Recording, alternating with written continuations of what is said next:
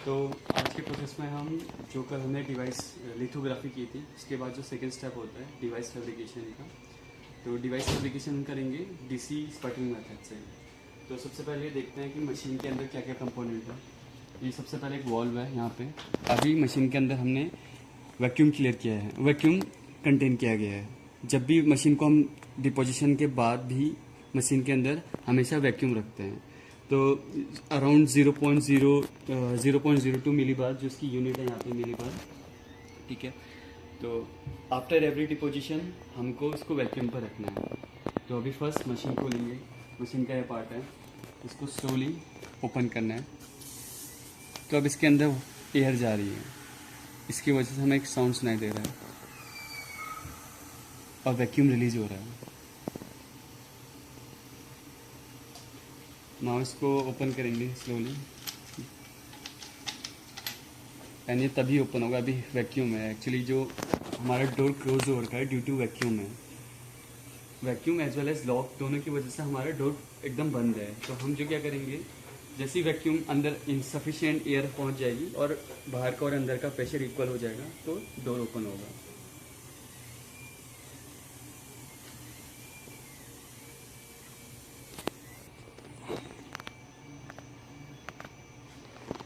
तो इसके अंदर सफिशिएंट अब एयर चलेगी तो ये इजीली थोड़ा टाइम तक ओपन हो जाएगा।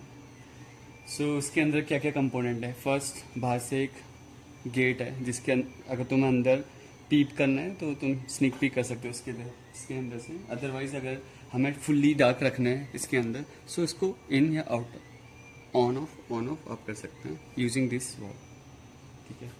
नेक्स्ट हमारे जो कंपोनेंट है, जो फर्स्ट इसके टॉप पे है, ये होल्डर है। इसमें हम अपना जो सैंपल है, सैंपल प्लेस होल्डर है ये, इसके अंदर हम अपना सैंपल रखेंगे, जो लेटर ऑन हम अभी शो करके दिखाएंगे कि कैसे सैंपल को इसके अंदर रखना है।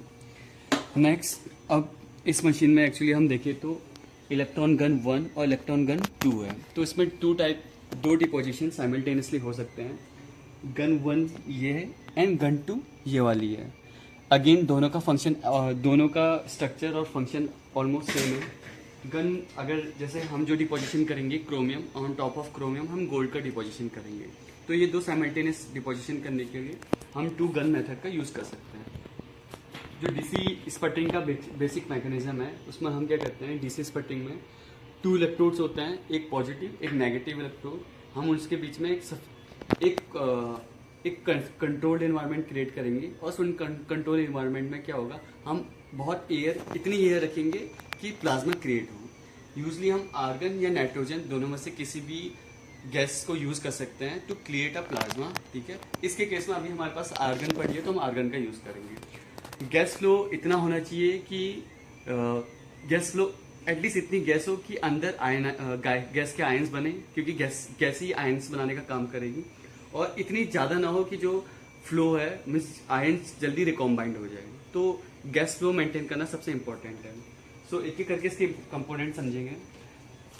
ये इसका कवर अप है, जब हम आप डिपोजिशन करेंगे उस टाइम पे इसका यूज़ देखेंगे। तो फर्स्ट इसको ओपन कैसे करना है, जिसका सबसे टॉप पार्ट है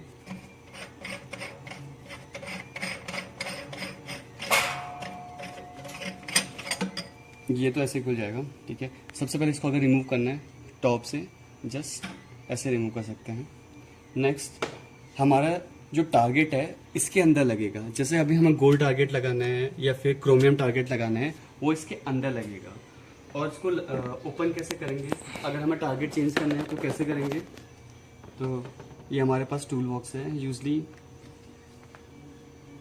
इसमें मैग्नेट्स लगे हुए हैं जो इसके स्क्रूज को होल्ड करने का काम कर रहे हैं। तो वी विल मेक श्योर कि साइमल्टेनियसली जो क्रॉस ऐसे डायगनली हमारे पास स्क्रूज हैं उनको ओपन करेंगे slowly and gradually.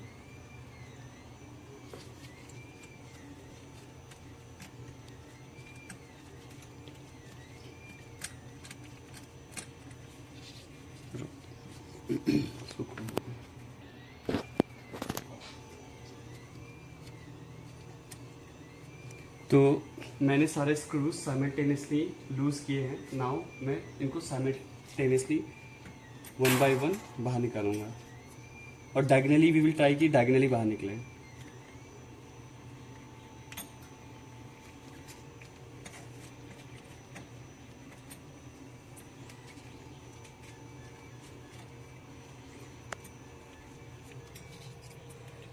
Now this, ठीक है। ओवर यूज़ करते करते एक्चुअली ये प्लेट गंदी हो जाती है, जैसे अभी इसमें बहुत सारा गोल्ड डिपॉजिट हो गया है, बट अभी हम जस्ट गोल्ड के लिए इसको यूज़ कर रहे हैं इंस्टेड ऑफ गोल्ड। अगर हमें नेक्स्ट कोई और टारगेट इस पर यूज़ करना है तो इसको हमें क्लियरली एसीटोन से क्लियर करना है, एज वेल एज हमारे पास जो स्टोन पेपर होता है, सैंड पेपर होता है, सैंड पेपर से प्रॉपरली स्क्रब करना है सो दैट कि ये निकल जाए। यूजली एसीटोन से ये नहीं निकलता है तो हमें सैंड पेपर का यूज़ करना पड़ता है सो दैट इसकी जो गोल्ड इस पर चिपका हुआ है इससे बाहर निकल जाए। नेक्स्ट यहाँ पर हमने टारगेट रखा हुआ है, तो कोई भी टारगेट हमें जो रखा हुआ है, जैसे यहाँ पे ये गोल्ड टारगेट है, हमारे पास गोल्ड टारगेट को एकदम सेंटर पे सबसे इसके नीचे होगा ये कॉपर की एक डिस्क है, इसके ऊपर हमें अपने गोल्ड टारगेट को रखना है प्रॉपरली ऐसे करके। एंड हमने देखा है जैसे इसको हमने काफ़ी बार यूज़ कर लिया है तो इसमें धीरे धीरे धीरे इसके ऊपर से लेयर बाय लेयर बाहर निकल रही है। And the second thing is कि इसमें इंटरेस्टिंगली हमारे पास मैग्नेट्स लगे हुए हैं, ठीक है। तो इसमें क्लोज करना मैग्नेट्स, ठीक है। तो इसमें बहुत सारे मैग्नेट्स हैं, जो सेंटर मैग्नेट है वो और जो साइड के मैग्नेट्स हैं ये अपोजिट पोल में है, मीन्स अगर ये नॉर्थ पोल में है तो ये साउथ पोल में है। इसके कारण से एक मैग्नेटिक फील्ड क्रिएट करेगा। वो मैग्नेटिक फील्ड जो हमारे पास जो प्लाज्मा बनेगा उसको सेंट्रलाइज और फोकस करने का काम करेगा। जैसे कि अगर यहाँ पर प्लाज्मा बन रहा होगा तो वो ऐसे स्कैटर न होने के बजाय एक गाइडेड और डायरेक्शनल वे में बाहर को जाए, उसके लिए हमारे पास मैग्नेट्स लगे हुए हैं। समटाइम्स ऐसा होगा कि इसको हमें बाहर निकालना पड़े तो इनको भी डायगनली बाहर निकालना, कि इसको साथ बाहर निकालें, और इनकी डायरेक्शन का रोल बहुत इंपॉर्टेंट है। तो ये सारे के सारे एक डायरेक्शन में है बाहर वाले, अगर ये साउथ में है तो ये वाला नॉर्थ में है, सो दैट एक मैग्नेटिक फील्ड बने। नाउ हम एक एक करके पूरा इसमें टारगेट सेट करेंगे और उसके बाद दिखाएंगे कि कैसे डिपोजिशन करना है। तो फर्स्ट मैंने टारगेट रखा हुआ है, अभी के लिए हमें गोल्ड टारगेट ही डिपॉजिट करना है, तो इसके सेंटर पे हम गोल्ड रखेंगे, ठीक है। तो इसमें जो गोल्ड है वो एक इलेक्ट्रोड का काम करेगा, एंड इसके टॉप ऑफ जो दूसरी यूजली हमें जो दो अलग अलग इलेक्ट्रोड्स दिखाए जाते हैं, एनोड और कैथोड, वो ऐसे अलग अलग नहीं होते, एक्चुअली वो साइमेंटली एज ए कोएक्सियल्स होते हैं। सो हम उसको यहीं पे देखेंगे कि कोएक्सियल कैसे होते हैं, सेंटर पे गोल्ड कैसे होता है और उसके बाहर पे जो दूसरा इलेक्ट्रोड कैसे एग्जिस्ट करता है।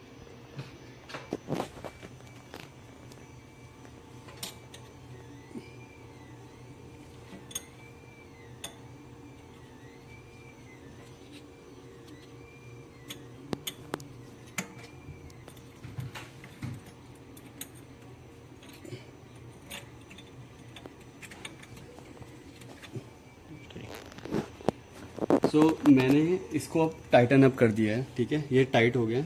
मेक श्योर करना गोल्ड टारगेट, अभी तो हम गोल्ड यहाँ पे गोल्डन कलर का गोल्ड यूज़ कर रहे हैं। समटाइम्स वाइट गोल्ड जब यूज़ करते हैं उसकी एक पतली सी सर्कुलर थिन प्लेट का यूज़ करते हैं, वो कभी लेफ्ट राइट हो जाता है, तो मेक श्योर करना कि सेंट्रलाइज्ड हो। नेक्स्ट ये एक इलेक्ट्रोड है और जो सेकेंड इलेक्ट्रोड है वो ये है, ठीक है। नाउ ये एक हमें डीसी स्पटरिंग के दो इलेक्ट्रोड्स बन गए हैं। हमें मेक श्योर करना होता है कि जैसे कैपेसिटर में दो कैपेसिटर्स के बीच में गैप होता है, वैसे ही हमें डीसी स्पटरिंग में मेक श्योर करना पड़ता है कि टू इलेक्ट्रोड्स के बीच में एक गैप हो, और गैप कितना हो, गैप बहुत ज़्यादा ना हो, क्योंकि उन दो गैप के बीच में एयर को हमें उसको प्लाज्मा में कन्वर्ट करना है। सो गैप बहुत ज़्यादा भी ना होना चाहिए और एकदम ये चिपके भी ना होना चाहिए। तो उसको मेक श्योर करने के लिए क्या करेंगे, हमारे पास ये एमीटर मल्टीमीटर है, इसे चेक करेंगे कि दो इलेक्ट्रोड्स के बीच का कनेक्शन है या नहीं है, ठीक है। लाइक अभी मैंने दो वायर को डायरेक्टली टच कर रहा हूँ तो एक साउंड सुनाई दे रहा है बीप का, ठीक है। तो अगेन यहाँ पर दो इलेक्ट्रोड्स अगर आपस में चिपके होंगे तो उसमें ये बीप साउंड होगा, और अगर उनके बीच में गैप हम जो जो इंक्रीज करते रहेंगे तो ये बंद हो जाएगा, ठीक है। सो फॉर नाउ वैसे ये मोस्ट ऑफ द टाइम इनके बीच में सफिशिएंट ऐसे मैन्युफैक्चर्ड है, टेबल टॉप स्ट्रक्चर है, ऐसे मैन्युफैक्चर्ड है कि इनके बीच में सफिशिएंट गैप रहता है। बट समटाइम्स आपको हमेशा ऐसा लगेगा कि आप कुछ भी करें तो इनके बीच में ऐसा कनेक्शन मिलेगा ही मिलेगा। उसका रीज़न ये होगा कि जो आपके दो इलेक्ट्रोड्स हैं उनके बीच में कोई मेटल फंस चुका है, जैसे गोल्ड है तो गोल्ड फंस चुका है, और उसके कारण उन दोनों के बीच में कनेक्शन स्टेब्लिश हो गया है। तो मेक श्योर करेंगे ऐसे कंडीशन में कि आप अपने इस इलेक्ट्रोड और एनोड के बीच का जो गैप है ना उसको प्रॉपरली एसीटोन से क्लीन करना है। एसीटोन से क्लीन करने के बाद अगेन सैंड पेपर से प्रॉपरली क्लीन करो उसको। नेक्स्ट अभी हम चेक करेंगे कि हमारा जो इन दोनों के बीच में गैप है या नहीं है।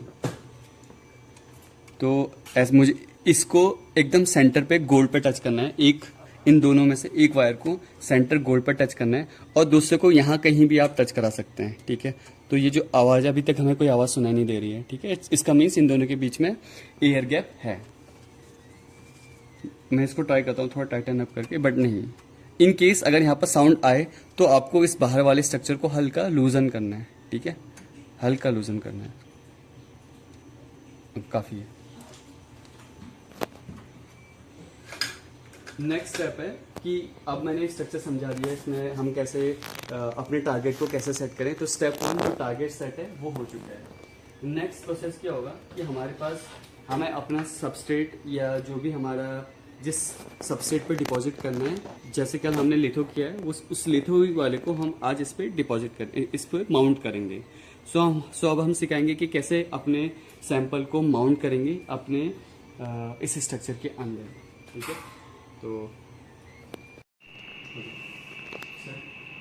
नाउ हमें अपने जो सैंपल हमने कल बनाया था लिथोग्राफी में, सेम डे ही हमको डिपॉजिट करना होता है। तो इस सैंपल को अब हम माउंट करेंगे अपने सैंपल होल्डर पे। तो एक साफ सी ग्लास लाइट का यूज़ करना है, अप्रोप्रिएट इसके डायमेंशंस की। नाउ एक साथ हम 4 से 5 सैंपल मैक्सिमम, डिपेंडिंग अपॉन कि तुम कितने अच्छे से प्लेस कर सकते हो, तो 4 से 5 सैंपल्स हम एक साथ पुट कर सकते हैं और डिपॉजिट कर सकते हैं। नाउ मेक श्योर करना कि जैसे इसमें जो मैंने डिज़ाइन बनाए हैं इस कॉर्नर पे बनाए हुए हैं। ऑलवेज ट्राई करना कि तुम्हारे जो लिथोग्राफी सैंपल्स हो सेंटर पे बने। बट इन केस ऐसी कोई कंडीशन आती है कि आपको साइड पे बनाना पड़ते हैं या फ्लेक्स आपके साइड्स पे होते हैं, तो उस साइड को वहाँ पे टेप मत यूज़ करना। उसको कैसे यूज़ करना है देखिए, ये है, ठीक है, इस साइड को मेरे को डिपॉजिट करना है, तो I will put it like this, ऐसे। नाउ हमारे पास इंटरेस्टिंगली हमारे पास अभी है सिलिकॉन टेप। जब हमने कल लिथो किया था उस टाइम पर हमने डबल टेप का यूज़ किया था, लेकिन आज हम जब हम डीसी या किसी भी वैक्यूम सिस्टम के साथ काम करते हैं तो वहाँ पे सिलिकॉन टेप का यूज़ करते हैं। इसका रीज़न ये है कि फर्स्ट ऐसा हो सकता है कि मैं अगर डबल टेप यूज़ करूँ तो जो इसकी सरफेस हो अनइवन हो जाए, ठीक है। मैं सरफेस अगर अनइवन होगी तो डिपोजिशन भी अनइवन हो जाएगा। सेकेंड, वो जो डबल टेप होता है अपना कंटेमिनेशन भी छोड़ता है। सो इसके रीजन की वजह से हमें वैक्यूम के टाइम पे मेक श्योर करना पड़ता है कि एज लो एज पॉसिबल उतना कंटेमिनेशन हो, उतना कम कंटेमिनेशन हो या गंदगी हो वहाँ पे। सो इसके लिए हम सिलिकॉन टेप का यूज़ करेंगे। तो अब हम देखेंगे सिलिकॉन टेप को जस्ट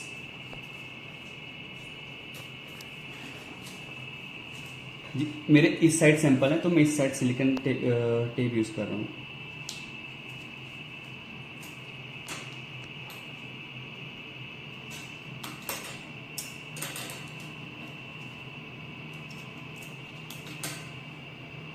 अगेन मेरे पास एक लिथोग्राफी किया हुआ सैंपल है और एक नॉर्मल सैंपल है। मैं यहाँ पर सर जस्ट शो करने के लिए कि डिपोजिशन कैसे होता है तो 2 सैंपल्स एक साथ पुट कर रहा हूँ।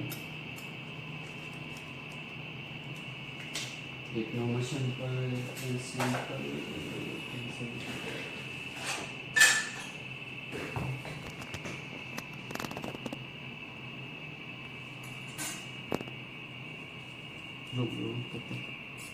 मैंने अपने 2 सैंपल्स माउंट कर दिए हैं। नाउ ये जो बाहर के फिक्सर हैं इनको हम जो मेरी ग्लास स्लाइड है उसको प्रॉपरली होल्ड करने के लिए रखते हैं। सो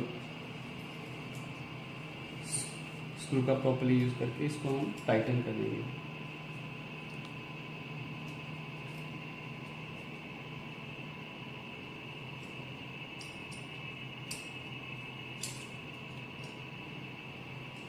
जरूरी नहीं है कि आप सारे स्क्रूज को टाइटन करो, बस इतने स्क्रूज टाइट कर दो कि जैसे इसमें 4 हैं, मैं 2 मैंने लगाए हैं तो मुझे सफिशिएंटली पता लग गया कि ये मूव नहीं करेगा। तो मेक श्योर करने की ये मूव ना करें, क्योंकि ड्यूरिंग डिपोजिशन ऐसा ना हो कि हमें अपने सैंपल्स ऐसे रखने हैं, ऐसा ना हो कि ये नीचे गिर जाए। तो आपको दोनों चीज़ मेक श्योर करनी है कि पहले तो आपकी ग्लास स्लाइड ना फिसले, सेकेंड आपके सैंपल मूव ना करें। तो 2 के 2 को टाइटली एकदम टाइटन करके रखिएगा।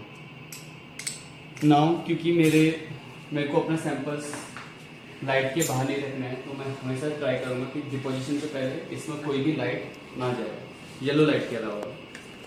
नाउ अब हम इसको डीसी अपने डीसी स्पटरिंग सिस्टम के अंदर प्लेस करेंगे। तो ये हमारा सैंपल प्लेस होल्डर है, ठीक है। तो इसमें अब हम अपना सैंपल प्लेस करेंगे। मेक श्योर करना कि जो सैंपल हो वो एकदम जहाँ पर हमारा प्लाज्मा क्रिएट होगी, जो इलेक्ट्रॉन गन 2 या 1 कहीं भी आप रखें उसके एकदम सेंटर पे हो, लाइक ये। और जब भी मैं इसे प्लेस होल्डर को प्लेस कर रहा हूँ एक आवाज़ आ रही है, तो ये इससे पता लग गया कि फिक्स हो चुका है, ये आवाज़ आनी चाहिए।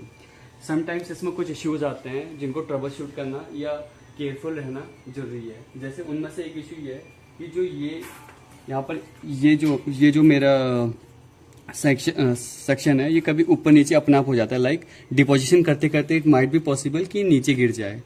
तो इसके लिए घबराने की ज़रूरत नहीं है। आप क्या करेंगे, अगेन ये जो स्क्रू है, यहाँ पे जो स्क्रू लगा गया है, यहाँ पे दिख पा रहा है स्क्रू, ठीक है। ये जो स्क्रू है इसको टाइट करना है, इससे ये अप एंड डाउन होगा, up and down, up and down. इसकी हाइट बहुत ज़्यादा कम या बहुत ज़्यादा दूर रखने की ज़रूरत नहीं है, एक सफिशिएंट हाइट पे आपको इसको प्लेस करना है, ठीक है। मेक श्योर करना डिपोजिशन से पहले ये टाइट ना हो, सो दैट कि आप वैक्यूम क्रिएट करने के बाद ये नीचे ना गिरे, ठीक है। तो मैंने टाइट कर लिया है, सफिशिएंटली से चेक कर लिया है मैंने, ठीक है। नेक्स्ट हम मूव करेंगे नेक्स्ट स्टेप की ओर। नाउ मुझे क्या करना है, अब डिपोजिशन की ओर बढ़ना है। सो अंदर का पार्ट कंप्लीट, गोल टारगेट को मैंने यहाँ अभी तक हमारे जो स्टेप्स कंप्लीट हो चुके हैं, मैंने क्या कर लिया है, गोल टारगेट प्लेस कर दी है। मैंने अपना दोनों के बीच में अपना करंट चेक कर लिया है। अगेन मैंने अपने टारगेट भी मैंने अपना सबस्ट्रेट भी प्लेस कर दिया है। एंड सेम थिंग हम अपना क्रोमियम के लिए भी करेंगे, सेकंड टारगेट के लिए, जो मैंने पहले ही करके चेक कर लिया है, ठीक है। नाउ हमें अपना सिस्टम बंद करना है। सिस्टम बंद हम ट्राई करेंगे कि सिस्टम को वैक्यूम जब जो टाइटन अप हो वो वैक्यूम के द्वारा हो, मैं खुद टाइट ना करूँ। सो जो मैं स्क्रूज अभी यहाँ पर बंद करूँगा, इसको हल्का,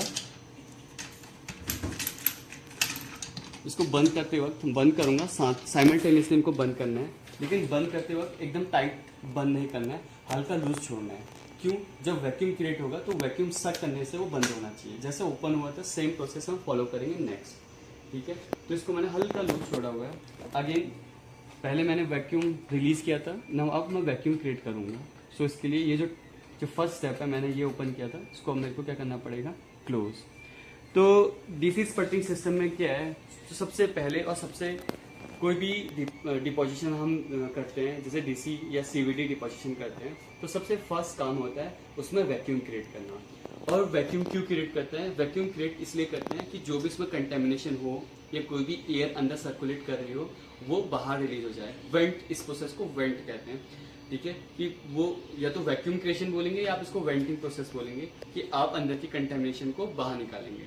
तो इट्स लाइक कि आप जब कुकिंग करते हैं तो अपना रूम क्लीन करते हैं, तो रूम क्लीन करना एक आप एटमॉस्फेयर क्रिएट कर रहे हैं, या काम करने से पहले आप गाना अपना माइंड शांत करते हैं, वो एटमॉस्फेयर क्रिएट करते हैं, सो दैट हम नेक्स्ट प्रोसेस फॉलो कर पाएं। अब क्योंकि ये डीसी स्पटरिंग सिस्टम है, during deposition it might be possible कि इसमें हीट जनरेट हो।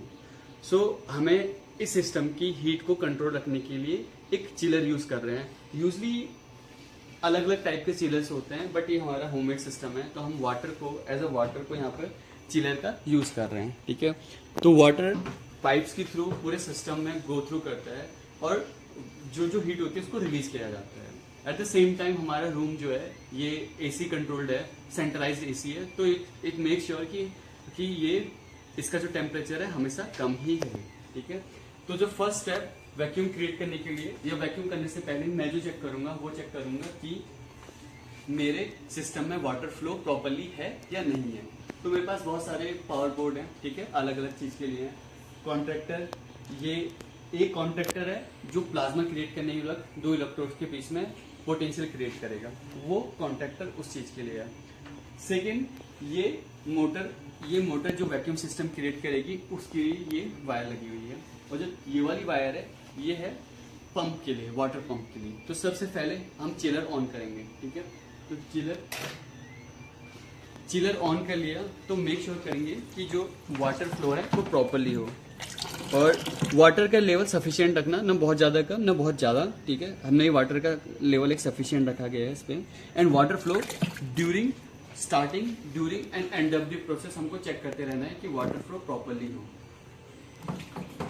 नाउ वाटर फ्लो हमने चेक कर लिया, द नेक्स्ट स्टेप होगा कि वैक्यूम क्रिएट करना। तो हम वैक्यूम क्रिएट करेंगे, ठीक है। क्योंकि ये सिस्टम ऑलरेडी क्लीन था, अभी मेरे को कोई धुआं नहीं दिख रहा है, ठीक है। अदरवाइज अगर हम जब न्यू सिस्टम क्रिएट करते हैं तो new system in the sense deposition के बाद जब मैं वैक्यूम क्रिएट करता हूँ तो उस टाइम पे इसमें से धुआं निकलता है। अभी ये साफ है तो कोई धुआं नहीं निकल रहा है, ठीक है। तो वैक्यूम सडनली क्रिएट नहीं किया जाता है, वैक्यूम सिस्टम बाय सिस्टम और पार्ट बाय पार्ट हम इस पर वैक्यूम क्रिएट करेंगे। तो सबसे पहले होता है ये पार्ट, ठीक है। तो ये जो हमारा पाइप है, सबसे पहले इसमें वैक्यूम क्रिएट हो रहा है। पंप से लेके यहाँ पर तक हमारे पास टर्बो पंप ही है। दो टाइप के पंप है यहाँ पे, एक टर्बो पंप और एक क्या नाम है, तो हमारे पास यहाँ पर दो पंप हैं, एक है रोटरी पंप, एक है टर्बो पंप। डिफरेंस ये है कि टर्बो पंप का हमारे पास एक पीछे से टर्बो लगा हुआ है, ठीक है। इसकी स्पीड अराउंड 80,000 आरपीएम होती है, रोटेशन पर मिनट, मीन्स बहुत तेजी से रोटेट कर रहा है। तो फर्स्ट हम क्या करते हैं, धीरे धीरे हम अपना वैक्यूम क्रिएट करेंगे। तो अभी हम रोटरी पंप से, मैंने रोटरी पंप से यहाँ तक का वैक्यूम क्रिएट किया गया, ठीक है। नाउ अब मैं इसको ओपन करूँगा धीरे से, ठीक है, और आवाज़ नहीं होगी आएगी, बट यहाँ पर दिखाना, ये क्लोज है और ये ओपन है। मैंने ओपन कर दिया, टोटली ओपन किया है। मेरे पास दो अंदर वैक्यूम सिस्टम मेजर करने के लिए दो सिस्टम है, एक है पिरानी गेज और दूसरा है पैनिंग गेज। एक सर्टेन लिमिट तक पिरानी गेज मेरे को अंदर के वैक्यूम सिस्टम के बारे में बताएगा। देन उससे लोअर रेंज 10⁻⁻6 और -8 तक मेरे को पैनिंग गेज बताएगा कि अंदर कितना वैक्यूम क्रिएट किया गया है। तो अब मैं अपना पिरानी गेज मैंने ओपन कर दिया है, ठीक है। तो धीरे धीरे इसकी वैल्यू कम होती जाएगी और अंदर वैक्यूम सिस्टम क्रिएट होता जाएगा, ठीक है। नाउ मैंने अभी तुम्हें बताया था कि मुझे जो अपने ये क्लोज करना है with the help of vacuum करना है। तो मैंने वैक्यूम अंदर क्रिएट कर रहा हूँ, तो मुझे इसको भी क्या करना पड़ेगा, टाइटली क्लोज करना होगा, ठीक है। तो ये मैंने क्लोज कर दिया, ठीक है। अब तो मेक श्योर करना है कि टाइटली क्लोज हो, ये बंद हो, ठीक है, ये प्रॉपरली बंद हो, फर्स्ट सेकंड एंड नाउ ये मेरा ओपन हो गया, ठीक है। अब इसकी वैल्यू धीरे धीरे डिक्रीज करना स्टार्ट करेगी, ठीक है। अब हमने वैक्यूम स्टार्ट कर दिया है। इसमें दो पंप है, टर्बो पंप और एक रोटरी पंप। तो फर्स्ट रोटरी पंप से वैक्यूम बनाएंगे। एक्चुअली जो वैक्यूम हम बनाएंगे पार्ट बाय पार्ट बनाएंगे। पहले सिस्टम का अंदर का वैक्यूम बनेगा जो रोटरी पंप से बनेगा, एंड द सेकेंड पार्ट जो पीछे टर्बो मोटर पंप है उससे हाई वैक्यूम बनेगा। सो हम डायरेक्टली हाई वैक्यूम क्यों नहीं जाते, फर्स्ट रोटरी पंप से हम वैक्यूम बनाएंगे एंड देन टर्बो पंप से हम वैक्यूम क्रिएट करेंगे। जो यहाँ पर टर्बो पंप है उसकी स्पीड अराउंड 80,000 आरपीएम है, सो बहुत ज़्यादा, और मैक्स टू मैक्स 10⁻⁻6 और इन बिटवीन -7 मिली बार तक की वैक्यूम क्रिएट कर सकता है। सो अब हम देखते हैं कि कैसे इसको क्रिएट करेंगे। Let's see. रोटरी पंप का अभी मैंने जस्ट ऑन किया हुआ है। नाउ इसको ओपन करूँगा तो मेरी रीडिंग चेंज होनी चाहिए।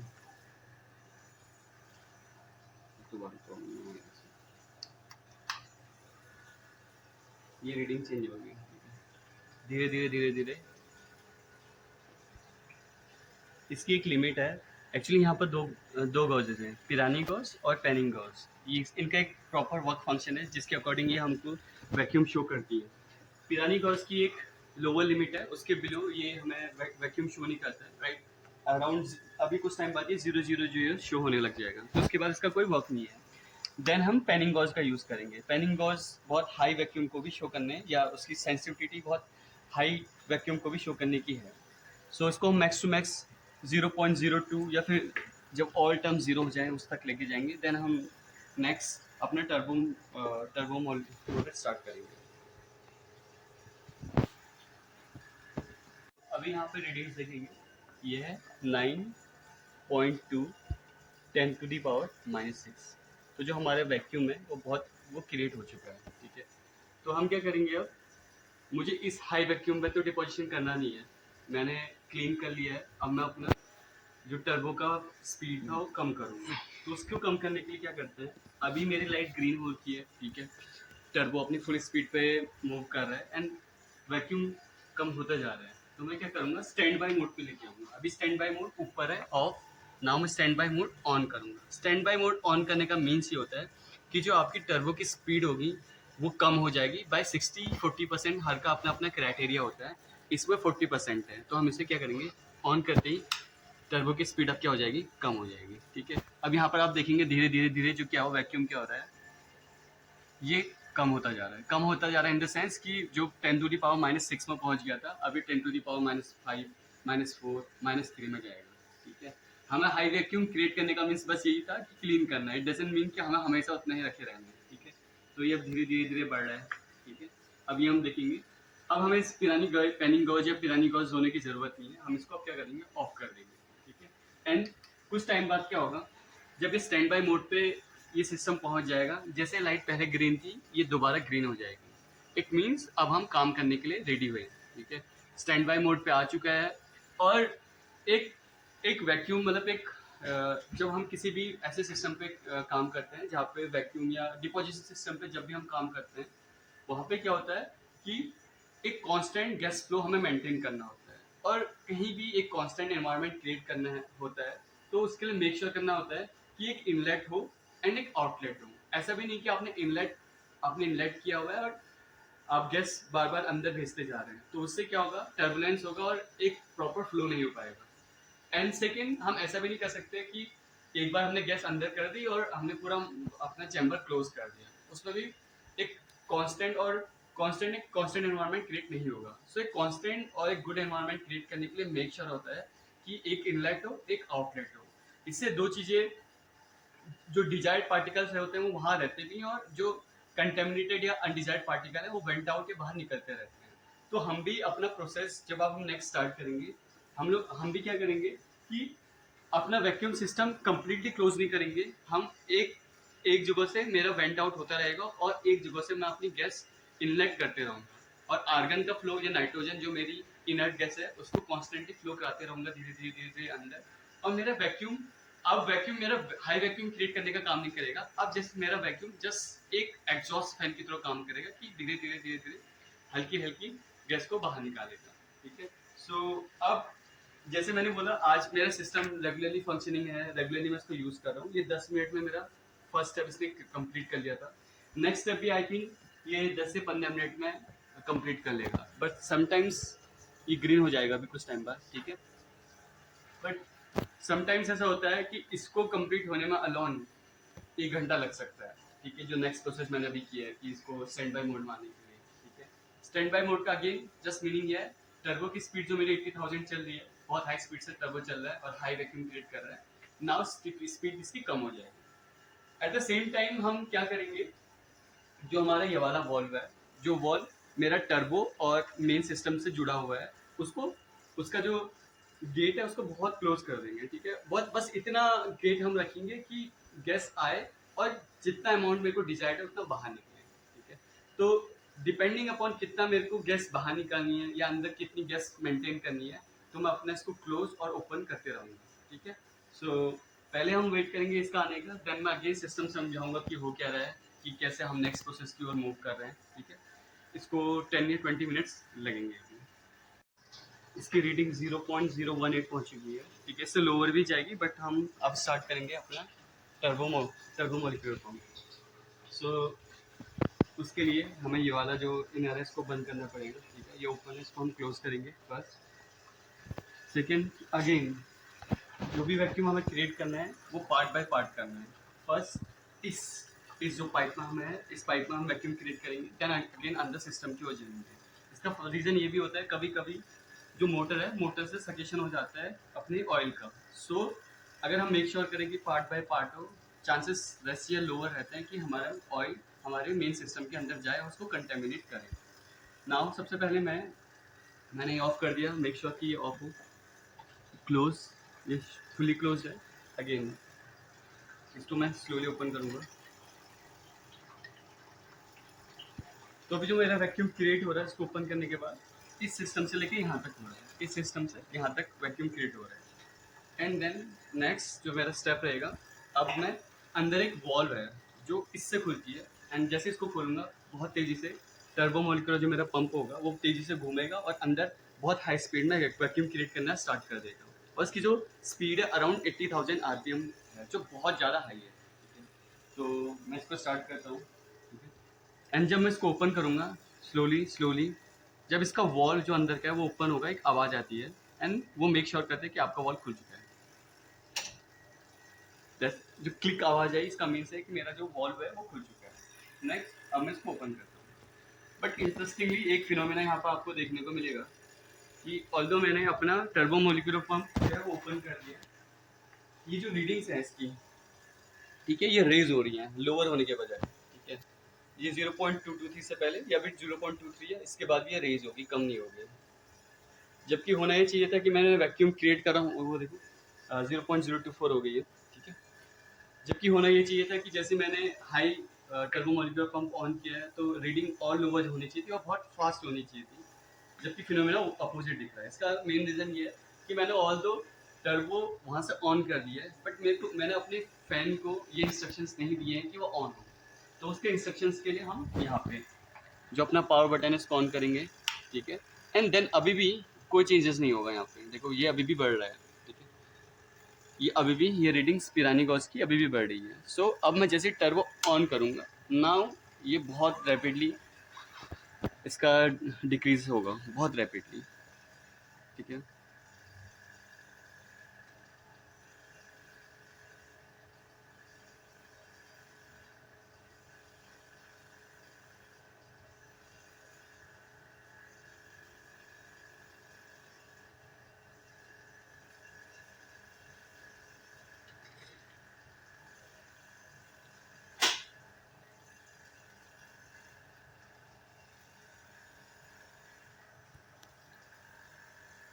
तो पिरानी गेज की जो सेंसिंग लिमिट थी वो अब क्रॉस हो चुकी है। एकदम लोएस्ट लिमिट जो इसकी थी 0.000 मिली बार 3 डिजिट तक वो क्रॉस हो चुकी है, इसलिए अब ये कोई रीडिंग नहीं दिखा रहा। बट इट डजेंट मीन कि अंदर वैक्यूम क्रिएट नहीं हो रहा है, अंदर वैक्यूम क्रिएट हो रहा है बट इसकी सेंसिटिविटी लेवल से बहुत नीचे जा चुका है।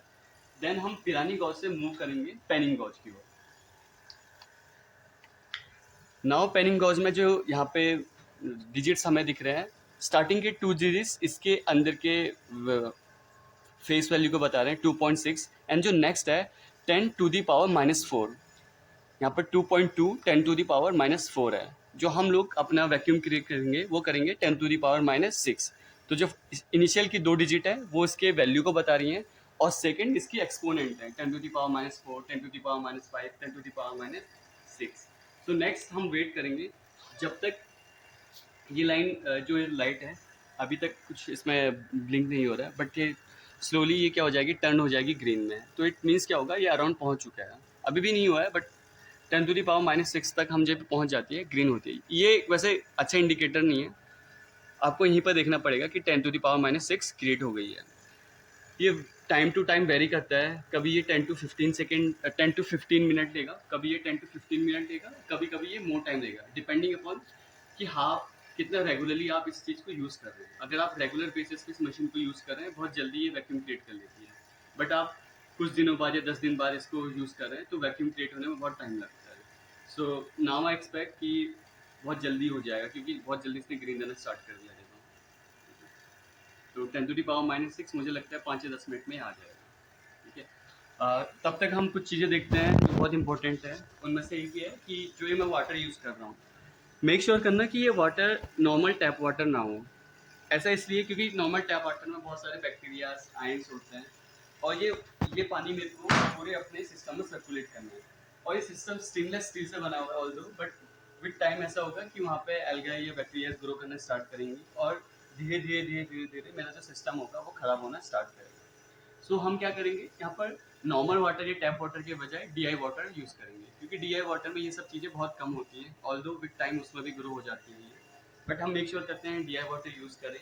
एंड जो वाटर का अपने नॉर्मल एयर या एटमॉस्फेयर से जो कांटेक्ट हो लेस से लेस हो, सो दैट कि कंटेमिनेशन कम हो और हमारा सिस्टम सेफ रहे, ठीक है। एंड वाटर का लेवल कितना रखना है, वाटर का लेवल इतना सफिशिएंट रखो कि फ्लो प्रॉपरली और प्रॉपर हो।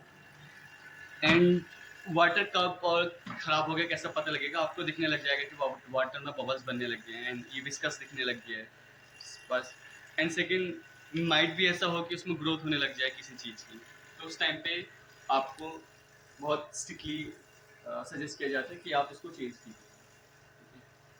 एंड बाकी हम एक स्टैंडर्ड ऑफ प्रोसीजर पढ़ा हुआ है जिसको हम अपलोड कर देंगे कहीं पर भी। तो इसमें सारे प्रोसीजर इस सिस्टम के लिए ऑप्टिमाइज्ड हैं। Not every system, her system का अपना टाइम ऑप्टिमाइज्ड होता है। हमने इस सिस्टम के लिए डिपोजिशन के लिए ऑप्टिमाइज किया गया है, ठीक है। वो टाइम, वोल्टेज, करंट, एवरीथिंग वहाँ पे मेंशन होगा। एट द सेम टाइम जो स्टेप्स मैंने अपने वर्बली बताए हैं, ओरली बताए हैं, ये इसमें भी डिस्क्राइब्ड हैं। एट द सेम टाइम इसमें दो मेथड्स डिस्क्राइब हैं। एक थर्मल डिपोजिशन भी है क्योंकि इस सिस्टम में दोनों DC sputtering as well as thermal evaporation दो के दो अटैच्ड हैं। सो बट हम जो यूज़ कर रहे हैं वो डीसी स्पटरिंग का यूज़ कर रहे हैं। नाउ हम वेट करेंगे कि कब तक हमारा जो सिस्टम है, हमारी डिजायर्ड वैक्यूम जो 10⁻⁻⁶ इसकी जो यूनिट है वो मिलीबार में है। सो 10⁻⁻ कुछ भी 10⁻⁻⁶ मिलीबार में जाए एंड उस मिलीबार पे उस वैक्यूम पे मेरे को ये श्योर हो जाएगा कि अंदर कोई भी फॉरेन पार्टिकल्स नहीं है, फॉरेन मॉलिक्यूल्स नहीं है। एंड द नेक्स्ट स्टेप ये होगा कि मैं उस वैक्यूम पे मेरा पूरा डिपोजिशन नहीं होगा। वो वैक्यूम जस्ट इसके लिए है कि कोई भी फॉरेन या कंटेमिनेटिंग पार्टिकल्स अंदर एग्जिस्ट ना करे, ठीक है। उसके बाद मैं वैक्यूम रिलीज ही करूँगा, और वो वैक्यूम रिलीज कैसे करूँगा, मैं गैस फ्लो कराऊंगा और एक कांस्टेंट गैस फ्लो और एक कांस्टेंट फ्लो पे मेरा पूरा डिपोजिशन होगा। फॉर एग्जांपल जो हम यहाँ पर डिपोजिशन कर रहे हैं वो अराउंड 0.21 मिलीबार पे हम यहाँ पर डिपोजिशन करते हैं। और जो हमारा फ्लो रेट होता है, जो जो फ्लो रेट होता है गैस का, जो फ्लो रेट है जो हम यहाँ पे आर्गन या नाइट्रोजन में से एक यूज़ करते हैं, वो गैस फ्लो रेट यहाँ पर एक हमारे पास एनालॉग मीटर है। वो एक स्टैंडर्ड जो मेंशन्ड होता है बुक्स पे या फिर लिटरेचर पे 10 से 20 SCCM जो उसकी यूनिट होती है उसको मेंटेन करके रखे रहते हैं, ठीक है। तो सेम फर्स्ट वैक्यूम क्रिएट किया, वैक्यूम इसलिए क्रिएट किया कोई फॉरेन पार्टिकल ना हो। देन जैसे ही वो सब गंदगी हट गई तो हम अपना एक कांस्टेंट फ्लो पे पूरा डिपोजिशन करेंगे, ठीक है। सो लेट्स वेट जब तक ये आ जाए। सो अभी हम देखेंगे मेरा टर्बो भी ऑन है, स्टैंड बाई भी ऑन है, एंड मेरी जो लाइट है ग्रीन हो चुकी है। तो इसका मीन्स मेरा स्टैंड बाई मोड ऑन हो चुका है, ठीक है।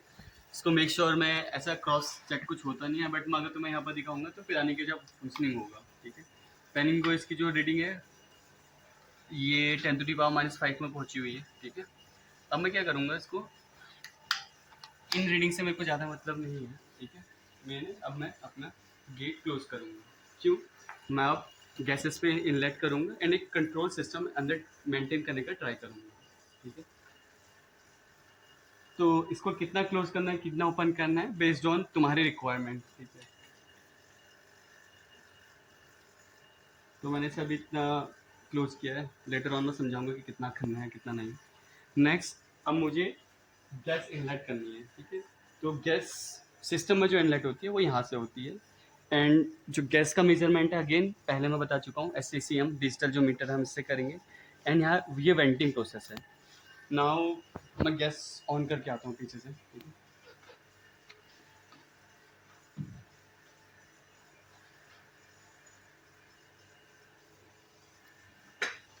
सो मैंने पीछे से आर्गन गैस इस पर इनलेट करा दी है। गैस आ रही है नहीं आ रही कैसे पता चलेगा, एंड कितना गैस कितना हमें इनलेट करना है। बहुत ज़्यादा नहीं, बहुत कम नहीं, बस थोड़ा सा हमें गैस एक ठीक ठाक प्रेशर में हमें गैस इस पर इनलेट करानी है। जैसे मैं इसको ऑन करूँगा गैस अंदर जाएगी तो मुझे एक आवाज़ आएगी, एंड सेम टाइम पे यहाँ पर प्रेशर जो होगा वो बहुत तेज़ी से रेज होगा। फॉर एग्जांपल अगर यहाँ देखेंगे तो मेरे को पिरानी गैस पर रीडिंग आने स्टार्ट हो गई, ठीक है। एंड ये 10⁻⁻⁵ था। सडनली 10⁻³ में आ चुका है। अब इसमें क्योंकि इसकी पेनिंग गेज की एक मिनिमम सेंसेशन लिमिट होती है, तो ये कुछ काम नहीं कर रहा है एंड ये शो कर रहा है कि मेरा अंदर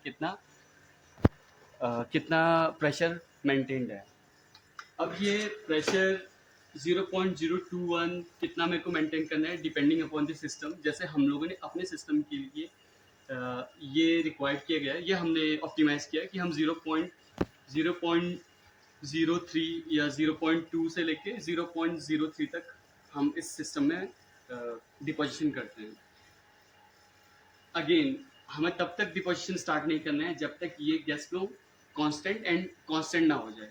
एंड ये रैपिडली अभी भी गिर रहा है। इसका रीज़न ये है कि मैंने जो गैस वॉल्व है इसको कम या ज़्यादा रखा हुआ है। अगर मेरे को ये रीडिंग इंक्रीज करनी है, for now the gas pressure जो अंदर बहुत कम है 0.014 है, इसको अगर मेरे को इंक्रीज करना है तो मेरे को क्या करना पड़ेगा, अपना गैस जो बाहर जा रही है इसको क्लोज करना पड़ेगा। अभी स्लिट कुछ ऐसी है, ग्रेट वॉल कुछ ऐसा है।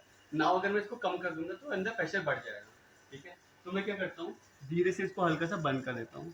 ठीक है, अगेन ये जो बंद हो रहा है और जो यहाँ पर रीडिंग दिखा रही है उस पर उनके बीच में एक टाइम लैग है, बिकॉज हर सिस्टम का एक सेंसेशन टाइम होता है, रिस्पॉन्स टाइम होता है कि मैंने लिमिट पे कुछ इनपुट, मैंने कोई सेंसर में कुछ चेंजेस हुए और सेंसेसिंग टाइम लगा उस पर। सेम यहाँ पर भी होता है कि मैंने, ऐसा नहीं होगा कि मैं जैसे जैसे इसको बंद कर रहा हूँ मेरे को डायरेक्टली वहाँ पे ये विजिबल होगा कि कम या ज़्यादा हो रहा है, तो हमें थोड़ा वेट करना पड़ता है। जैसे मैंने अभी थोड़ा सा इसको क्लोज किया हुआ है। ठीक है, नाउ इस पे चेंजेस देखने के लिए मुझे मिनिमम 30 to 40 सेकेंड लगेंगे। मैंने ऑलरेडी कर चुका हूँ। अब देखो ये धीरे धीरे धीरे रेज होगा, 0.016 है तो धीरे धीरे धीरे रेज होगा। एंड मैं जो डिपोजिशन करता हूँ वो करता हूँ 0.030 से लेके 0.040 मिली बार अंदर वैक्यूम सिस्टम मेंटेन करके। ठीक है, तो अगेन मैं वेट करूँगा कि कब तक ये हो। एट द सेम टाइम मुझे वेंट ऑन करना है फर्स्ट, एंड जो SCCM है इसको 10 से लेकर 20 तक मेंटेन करना है। ये क्यों कर रहा हूँ मैं, बिकॉज स्टैंडर्ड प्रोसेस है। यहाँ पर एक ब्लैक कलर का बॉल है और ये बहुत सेंसिटिव है, बहुत स्लोली आपको अप एंड डाउन करना होता है। ठीक है,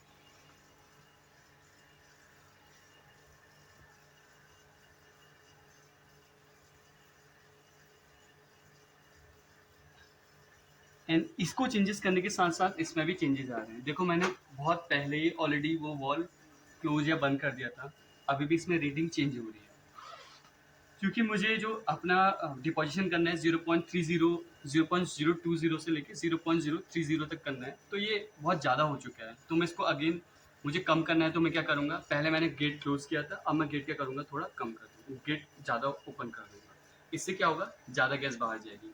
ये रीडिंग पिरानी गॉज का फंक्शनिंग ही ऐसा होता है कि डिपेंडिंग अपॉन कितनी गैस बाहर जा रही है और कितनी गैस अंदर जा रही है, आपका टर्बो रोटेट करता है एंड उस एक रोटेशन होता है और वो रोटेशन के बेस पे करंट मेजर होती है, जिससे मुझे ये सिग्नल पता चलता है कि कितनी गैस अंदर जा रही है और कितनी गैस बाहर आ रही है। सो ये 0.64 है, मुझे कम करना है, तो मैं क्या करूँगा, आगे इसको मैं ओपन करूँगा। कितना ओपन करना है, हल्का ओपन मैंने कर दिया। अब कुछ टाइम बाद ये रीडिंग डिक्रीज होना स्टार्ट करेगी। ठीक है, सो ये थोड़ा ट्रिकी होता है इसको मेंटेन करना। आपको रिपीटेटिवली इस पर प्रैक्टिस करनी पड़ेगी, कब खोलना है, कब बंद करना है। और आप ये भी देखेंगे कि अगर आप इसको खोल रहे हैं, बंद कर रहे हैं, तो SCCM ये 10 से जो 20 के बीच में है ये भी चेंज हो रहा होगा। अभी मैंने जो 10 से 20 के बीच में मेंटेन किया था, माइट भी ये ऊपर चला गया, 20 से ऊपर चला गया। तो मेक श्योर करना है आपका ये कांस्टेंट हो, ये भी 10 से 20 के बीच में हो, और ये रिपीटेडली प्रैक्टिस करने से आता है। और सिस्टम ऐसे नहीं होते, हमारा जो सिस्टम है वो ऐसा है। आजकल जो लेटेस्ट सिस्टम है वो फुल्ली ऑटोमेटिक होते हैं, आपको कुछ भी नहीं करना होता है, जस्ट 4 या 5 आप इनपुट्स देते हैं, मशीन फुल्ली ऑटोमाइज्ड होती है एंड आपका डायरेक्टली डिपोजिशन स्टार्ट हो जाता है। ठीक है, करूँगा कि कब तक कांस्टेंट हो।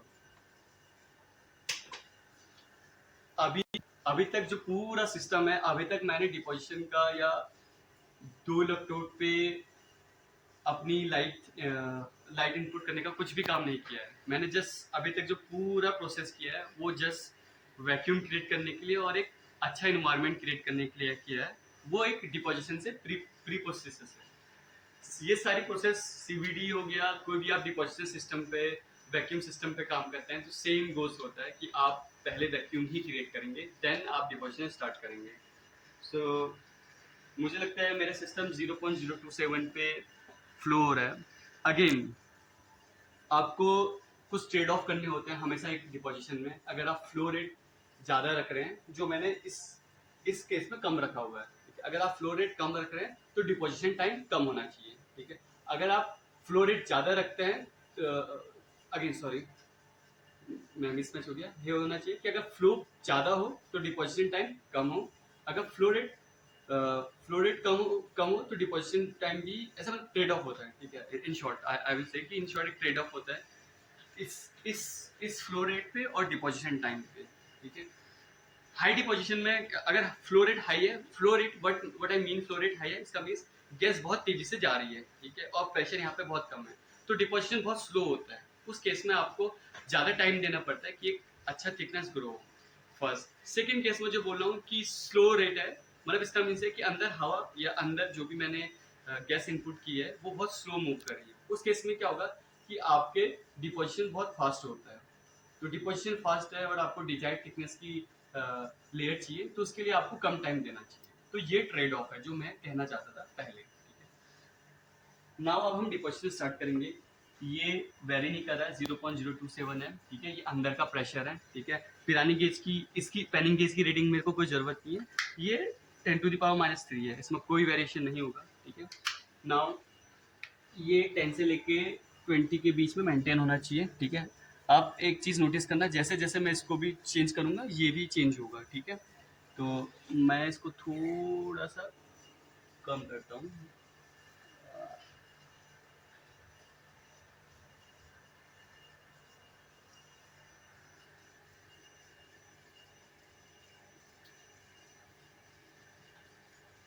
सो ये 0.27 था, मैंने और कोई चेंज नहीं किया, जस्ट यहाँ पे एक फ्लो रेट को मेंटेन करने का ट्राई किया। तो इसकी रीडिंग भी 0.027 से 0.021 हो चुकी है। नाउ अब मेरा डिपोजिशन का प्रोसेस स्टार्ट होगा। मैं डिपोजिशन स्टार्ट करूंगा। मेरे को यहाँ पर 2 डिपोजिशन करने हैं, फर्स्ट आर्गन का, देन उसके ऊपर गोल्ड का। आर्गन क्यों डिपॉजिट कर रहा हूँ मैं, सो दैट सिलिका सरफेस और मेरे गोल्ड के बीच का जो अडेशन होता है बहुत ख़राब होता है, तो उनके बीच में एक बफर लेयर या इन बिटवीन लेयर हम डिपॉजिट कर रहे हैं, जो है क्रोमियम की लेयर, ठीक है। क्रोमियम के जो हम लेयर डिपॉजिट करेंगे उसकी थिकनेस बहुत कम होनी चाहिए, ऐसा नहीं कि वो बहुत ज़्यादा है। तो हम क्रोमियम की एक बहुत थिन लेयर डिपॉजिट करेंगे, on top of that gold की हम डिपॉजिशन करेंगे। सो मेरे पास 2 डिपॉजिशन सिस्टम है यहाँ पे, एक है गन 1 और गन 2। इस पे 2 नेमिंग लिखे गए हैं, gun 1 gun 2। At the same time यहाँ पर भी मेंशन है कि मैं अब डिपोजिशन कहाँ करने वाला हूँ, गन 1 गन 2। आपको इसमें सबसे बड़ा जो रिस्की होता है कि आपने करंट फ्लो करवा रखी है, और करंट फ्लो करवा रखी है मीन्स जो मेरा कॉन्ट्रैक्टर है जो मैं अब नेक्स्ट करने वाला हूँ उसको ऑन किया है और मैं गन 1 से गन 2 की ओर जा रहा हूँ। तो हमेशा मेक श्योर करना है कि जब आपका पूरा सिस्टम ऑफ हो, ये नीचे वाला सिस्टम मतलब मेन पावर जो इलेक्ट्रोड्स को जाती है वो ऑफ हो, तब आप अपनी गन 1 से गन 2 की ओर जाएंगे, गन 2 से गन 1 की ओर, वाइस वर्सा, ठीक है। अदरवाइज चांसेस है कि आपको इलेक्ट्रिक शॉक लगे, ठीक है। सो अभी मुझे जो काम करना है, फर्स्ट क्रोमियम डिपॉजिट करना है जो गन 1 में है, ठीक है। यहाँ पर गन 1 लिखा गया है, ठीक है। तो और इसमें ये है मुझे गन 1 में लगानी है, अगर गन 2 का यूज़ करना है तो गन 2 में लगानी है, ठीक है। तो फॉर राइट नाउ मैं गन 1 में यूज़ करूँगा।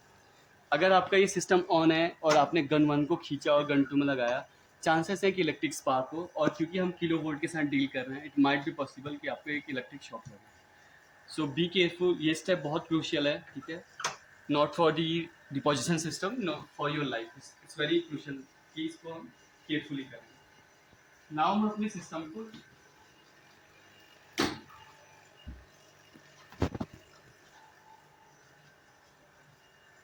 जब भी आप सिस्टम ऑन या ऑफ करें, मेक श्योर करना कि दो के दो जीरो पे हो, सो दैट आपको सडन सरप्राइजेस वहाँ पे ना मिले, ठीक है। नेक्स्ट, अब मैं ऑन करूँगा, ठीक है। एंड मेक श्योर करना कि आपका जो आपकी जो टारगेट है वो सैंपल होल्डर गन वन के ठीक ऊपर हो। अगर नहीं है तो डिपोजिशन लेफ्ट या राइट होगा, तो ये मेक श्योर करना है कि ठीक उसके ऊपर हो। सो वो कैसे चेक करेंगे, मेरे पास यहाँ पर एक लाइटिंग सिस्टम, लाइट ऑन, तो मैं इसको अंदर गन वन और गन गन गन टू के ठीक बिहाइंड पे गन वन है, ठीक है। तो इस रोटेशन सिस्टम का यूज़ करके हम इसको क्या करेंगे, वहाँ पे पहुँचाते हैं। आई डोंट थिंक हम वीडियो में इसको प्रॉपरली कैप्चर कर पा रहे हैं, ठीक है, बट मैं बस ये शो करना चाहता हूँ कि जो गन वन है इसके ठीक ऊपर ही मेरा टारगेट हो, ठीक है। एंड नेक्स्ट एक चीज़ और जो माइट भी मैं प्रॉपरली शो ना कर पाऊँ, वो ये है कि आप डिपोजिशन करने से पहले इस ये मूव कर रहा है, ठीक है, ये इसका यूज़ करेंगे, ठीक है। ऐसा इसलिए जैसे मैं देखो, मैंने मैंने प्लाज्मा बनाया और ऐसा दो इलेक्ट्रोड्स के बीच में प्लाज्मा बना, तो बट इनिशियली ऐसा होता है कि विद टाइम गोल्ड या जो भी मैं यहाँ पर मटेरियल यूज़ कर रहा हूँ उनके ऊपर कुछ कंटेमिनेशन हो, जैसे क्रोमियम के ऊपर कुछ कंटेमिनेशन हो गई है या गोल्ड के ऊपर कुछ कंटेमिनेशन हो गई है। तो हम क्या करते हैं, इनिशियल कुछ सेकेंड लाइक 5 to 10 सेकेंड इस चीज़ को देते हैं कि जो गंदगी है वो भी वेपर के फॉर्म में ऊपर आएगी और ये डायरेक्ट टारगेट पर ना जाके कुछ टाइम पर मैं डिपोजिशन एक ब्लॉक पे करता हूँ। लाइक ये मेरा प्लाज्मा है और ये मेरा ब्लॉक है, इसके ऊपर मेरा टारगेट होगा। तो मैं क्या करता हूँ, कुछ टाइम तक यहाँ पे एक ब्लॉक रखूंगा, वो बहुत 5 या 10 सेकेंड के लिए होता है। देन मैं इसको रिमूव करके अलाउ करूंगा मेरे प्लाज्मा को अपने टारगेट की ओर जाने के लिए, ठीक है। इससे ये होता है कि मैं बहुत टाइम बाद, माइट भी अभी आज मैंने डिपोजिशन किया है एंड 2-3 मंथ्स बाद, ऑल्दो बाहर की कोई कंटेमिनेशन ना जाए हो, बट धीरे धीरे धीरे उसको कुछ ग्रोथ हो गई है। सो वो ग्रोथ मेरी फाइनल सिलिका वेफर पे या डिपोजिशन ना हो, उसको अवॉइड करने के लिए मैं ये प्रोसेस करूँगा, ठीक है। तो फर्स्ट अब ये प्रोसेस हम फॉलो करेंगे। एट द सेम टाइम अब मेरे को प्लाज्मा क्रिएट करना है। तो प्लाज्मा क्रिएट करने के लिए दो इलेक्ट्रोड्स के बीच में बहुत हाई वोल्टेज, बहुत हाई, फर्स्ट क्या होना चाहिए, बहुत हाई वोल्टेज, उन दोनों के बीच में गैप बहुत कम, इतना कम कि प्लाज्मा एटलीस्ट क्रिएट हो पाए, ठीक है। हम ज़्यादा गैप रखेंगे तो प्लाज्मा क्रिएट ही नहीं होगा। सो ये प्रोसेस हमने सबसे इनिशियली वीडियो के स्टार्टिंग करने में ही ये प्रोसेस फॉलो किया था कि इन दोनों के बीच में गैप बहुत कम हो, ठीक है।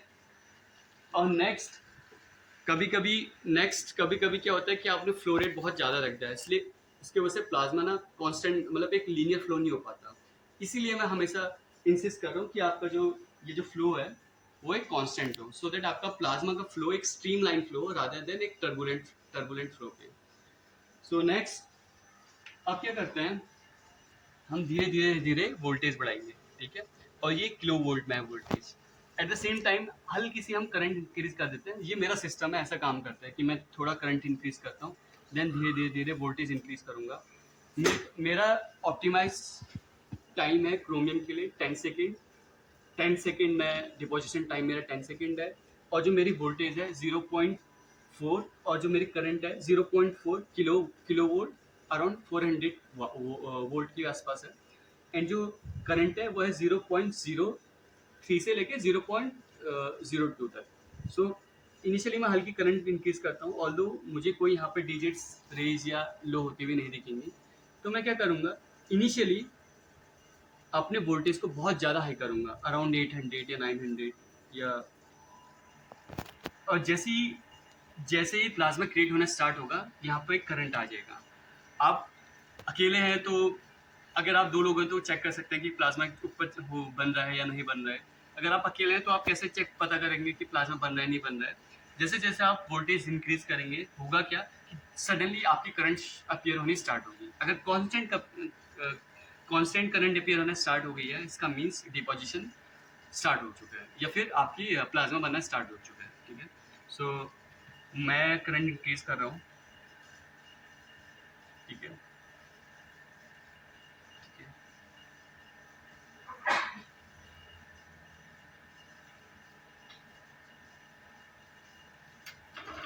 तो तो सडनली देखो मेरे पास करंट आने लगी है, ठीक है, और वोल्टेज में फ्लक्चुएशन हो रहा है, तो इसका मीन्स अब मेरा प्लाज्मा बनना स्टार्ट हो चुका है, ठीक है। तो मैं ऊपर देखूंगा तो प्लाज्मा बन रहा होगा, तो I don't know I can sure that, but plasma बनना स्टार्ट हो चुका है। ये गन 2 में है, ठीक है। तो मैंने अगेन उसको कवर किया, टारगेट और प्लाज्मा के बीच में एक कवर रखा हुआ है। अभी मेरा डिपोजिशन स्टार्ट नहीं हुआ है। डिपोजिशन के लिए मैं ट्राई करूँगा जो मेरे रिक्वायर्ड वोल्टेज है और रिक्वायर्ड करंट है वो रखूँ। जो मेरे रिक्वायर्ड वोल्टेज है 0.04 है, ठीक है। तो करंट मेरी 0.03 होनी चाहिए, जो बहुत ज़्यादा है अभी फिलहाल।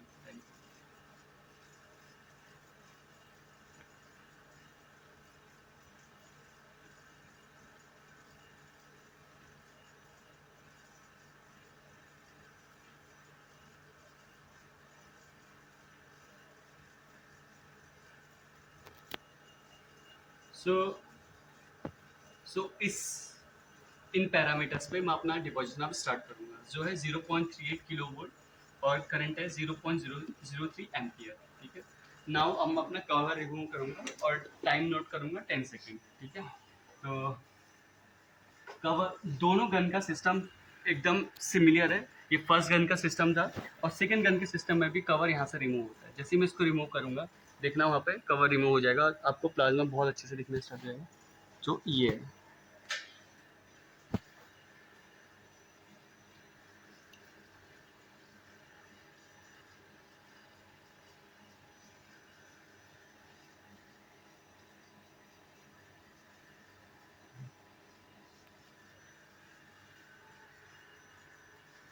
अगेन मैंने 10 सेकेंड क्रोमियम का डिपोजिशन किया। फॉलो भी मेरे को ऐसे ही करना है, डायरेक्टली मेरे को ये करंट वगैरह ये सब जीरो नहीं करनी है। हम मुझे क्या करना है, फर्स्ट मैंने जो कवर रिमूव किया था दोबारा उसके ऊपर कवर रखना है, ठीक है। डिपोजिशन कवर रखना है एंड स्लोली ये चीज़ें मेरे को ऑफ करनी है, ठीक है। क्योंकि इस प्लाज्मा को जीरो होने पर टाइम लगेगा और आपका डिपोजिशन तब तक चलता रहेगा। जो आपने ऑप्टिमाइज किया 10 सेकेंड वो 15 सेकेंड तक चलता रहेगा, ठीक है। तो इसके लिए आप क्या करेंगे, इसको भी पहले कवर लगा देंगे एंड अपना प्रोसेस कंटिन्यू करते रहना उसको। एंड अगेन जैसे हमने प्रोसेस पहले फॉलो किया था, क्लोज करने वक्त भी सेम प्रोसेस फॉलो करेंगे। एंड मीनवाइल आपको ये नहीं करना है, जो सबसे इंपॉर्टेंट है कि गन को यहाँ से 1 से 2 पर चेंज कर देना, कि मेरे को अब डिपोजिशन 2 पर जाना है तो हम गन 1 से गन 2 पर चलेंगे, क्योंकि ये सिस्टम ऑन है, माइट भी आपको इलेक्ट्रिक शॉक लगे। तो इसको धीरे धीरे मैंने जीरो कर दिया करंट, फर्स्ट करंट जीरो करना है, देन वोल्टेज पूरा जीरो किया, और आप देखेंगे अब वहाँ पर प्लाज्मा बिल्कुल बंद हो चुका है, ठीक है।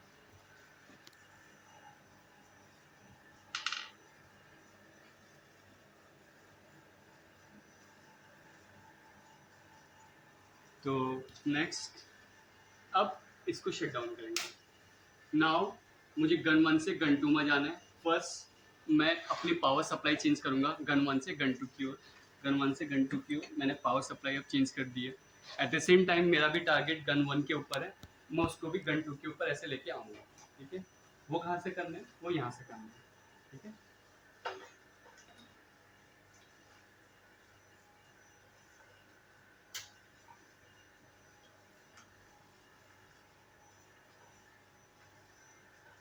अगर आप अगर एक ये दिख पा रहे हो तो देखना, गन 1 के ठीक ऊपर टारगेट है, ऊपर देखिए, ठीक है। हाँ ये टारगेट है, ये टारगेट है। और जो मेरा मैं कैप की बात कर रहा हूँ, कैप दिखाना, ये कैप है, ठीक है, ये कैप है। सो मैं यहाँ पर अगेन कैप रखता हूँ एंड अब मैं इसके ऊपर गोल्ड की डिपोजिशन करूँगा। मेरा जो इस सिस्टम के लिए ऑप्टिमाइज टाइम है वो 10 मिनट्स है। सो डिपेंडिंग अपॉन थिकनेस, अगर आप कभी डिपोजिशन कर रहे हैं, ऐसा हो सकता है कि मैंने जो 10 मिनट्स लिए और आपने भी 10 मिनट्स लिए, उसमें अलग अलग डिपोजिशन हो। कैसे पता लगेगा कि डिपोजिशन अच्छा खराब ये कितना कितना हो रहा है? अगेन ये डिपेंड करता है कि जब आप हम हमेशा टेस्ट करते हैं, जब एक बार डिपोजिशन हो जाए उसके बाद हम टेस्ट भी करते हैं कि इसका एडिशन कितना है। तो बेस्ड अपॉन दैट, और कुछ जैसे मैं अभी जो यूज़ कर रहा हूँ वो येलो गोल्ड यूज़ कर रहा हूँ, अगर वाइट गोल्ड यूज़ कर रहा हूँ तो उसमें बेस्ड ऑन थिकनेस उसकी कलर प्रॉपर्टी भी चेंज होती रहती है। सो इन दो चीज़ों से आप ये पता कर सकते हैं कि आपका रिक्वायर्ड थिकनेस से ज़्यादा हो।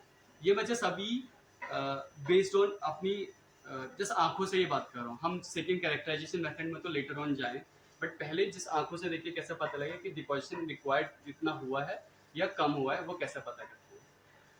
सो नेक्स्ट अब हम हमारे अगेन ये सारे पैरामीटर्स कांस्टेंट है। एंड एक पैरामीटर्स यहाँ पर भी लोग यूजुअली ऑब्जर्व करते हैं, वो होता है करंट। यूजुअली ये 0.21 होनी चाहिए, बट हमारा फ्लक्चुएट करता रहता है, तो ऐसा वरी करने की इसकी ज़रूरत नहीं है।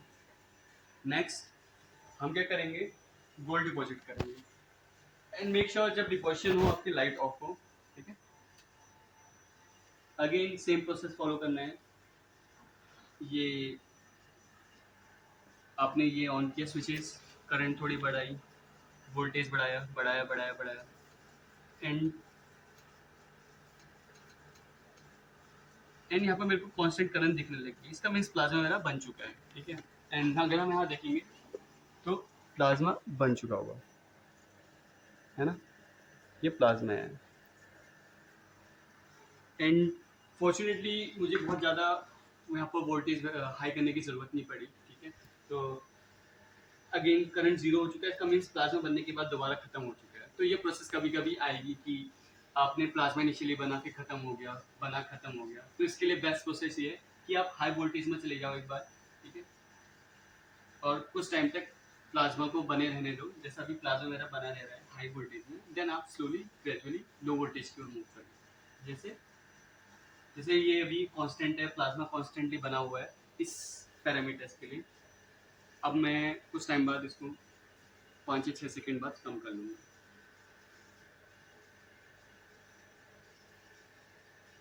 तो अगेन ये मेरे ऑप्टिमाइज पैरामीटर्स हैं। 0.40 किलो वोल्ट मेरा वोल्टेज दो इलेक्ट्रोड्स के बीच में, जो अराउंड 400 वोल्ट के आसपास है। एंड ये करंट 0.03 मेरे इस सिस्टम के लिए ऑप्टिमाइज है ना। मुझे पता है प्लाज्मा मेरा क्रिएट हो रहा है।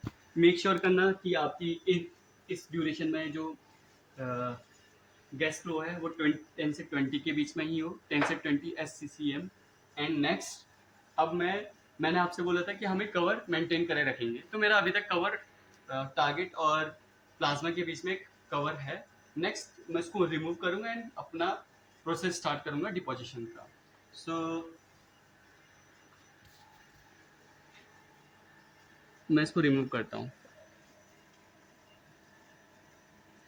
Now you can see a plasma, ठीक है।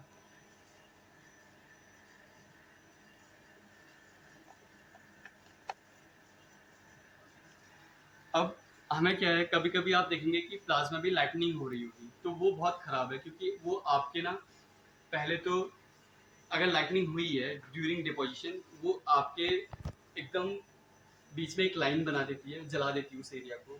एट द सेम टाइम अगर आपका फ्लेग है उसको भी खराब कर देगी। तो आपको मेक श्योर करना है कि ड्यूरिंग डिपोजिशन लाइटनिंग ना हो फर्स्ट। ये तो मेरे ऑप्टिमाइज पैरामीटर्स हैं, और आपको कैसे पता करना है कि आपके पैरामीटर्स ऑप्टिमाइज्ड है या नहीं है, डिपेंडिंग अपॉन दी कि प्लाज्मा का कलर कैसा है, आप उससे भी देख सकते हैं। जैसे मेरा जो अभी प्लाज्मा का कलर है यहाँ पे, वो समथिंग पिंक और साइड से वॉयलेट होगा। अगर प्रॉपरली हम कैप्चर कर पा रहे हैं तो ये सेंटर पे हमेशा जो मैक्सिमम फ्लो होता है वो सेंटर पे होता है, ठीक है। तो जो कलर सेंटर पे दिख रहा है इसका मीन्स वो मैक्सिमम है।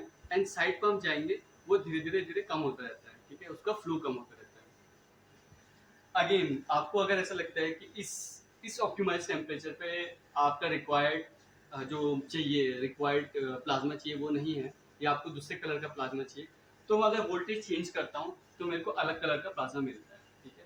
तो अगर हम यहाँ पर जस्ट करके आपको दिखाते हैं, मेरा भी 0.40 है। प्लाज्मा की इंटेंसिटी बहुत स्लो और बहुत स्ट्रीमलाइन फ्लो चल रहा है। मैं इसको अभी इंक्रीज करूँगा और आप देखेंगे कि यहाँ भी इसका कलर चेंज होता है। मैं 0.40 से लेके चलता हूँ इसको कुछ, ये बहुत हाई है। अब यहाँ जो आप प्लाज्मा देखेंगे बहुत ज़्यादा वाइल्ड देखेंगे, और इसमें लाइटनिंग भी हो रही होगी बीच बीच में कंपेटेड। और मैं इंक्रीज करता हूँ उसको, ठीक है। तो ये बहुत ज़्यादा वायलेंट दिखने लग जाता है धीरे धीरे धीरे। ठीक है।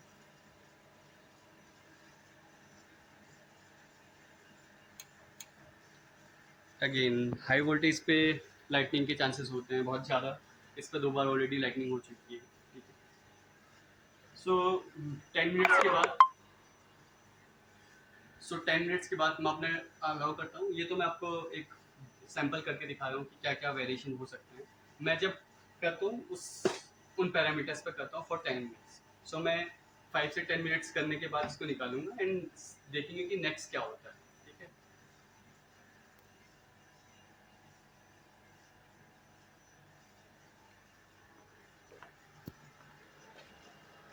ये पोजीशन भी अब कंप्लीट हो चुका है।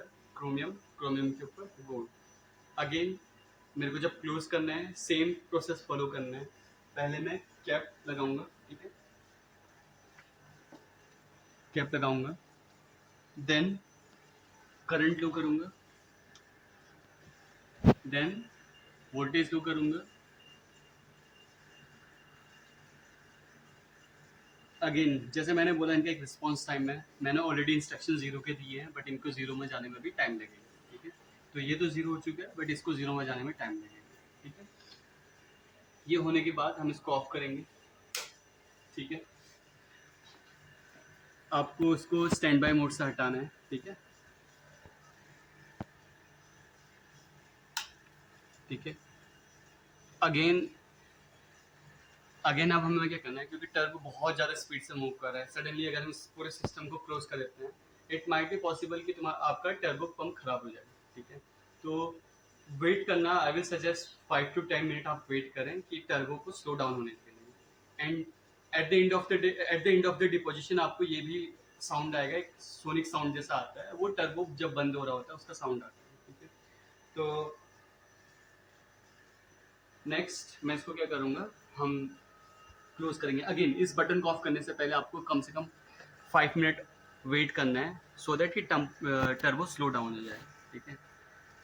अभी इसको ऑफ करने से पहले हम और जो अपना गैस के जैसे जैसे हमने जो प्रोसेस फॉलो किए हैं इसको ऑन करने के लिए हमको जस्ट उसके रिवर्स या अपोजिट उल्टे वाले रूल फॉलो करने होते हैं बंद करने के लिए।